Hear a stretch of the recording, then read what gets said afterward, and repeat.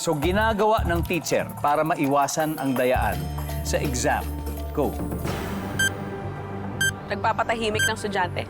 Bahagi ng iyong katawan na pinakamalaman. Chan. Puwet. Saan madalas makita ang nawawalang singsing? Sa gilid ng kama. Oh my God. Pinaglumaan ng iyong kapatid na ipinamana sa'yo. Damit.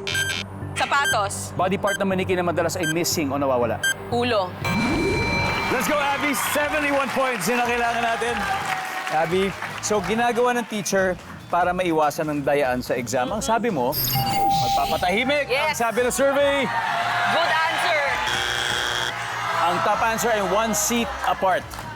Bahagi ng katawan na pinakamalaman. Ang sabi mo ay puwet. Ang sabi ng survey, Top answer! Top answer! oh. Ang top answer ay hita. O thigh. Hita. Hita. Sorry naman. Saan madalas makita ang nawawalang singsing? Sabi ni Abby, sa mga gilid ng kama.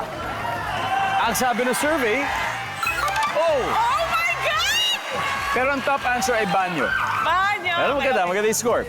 Pinaglumaan ng iyong kapatid na ipinamana sa'yo sa mong sapatos. Ang sabi ng survey, meron din. Ang top answer ay damit. Okay. 18 to go, Abby. 18 points.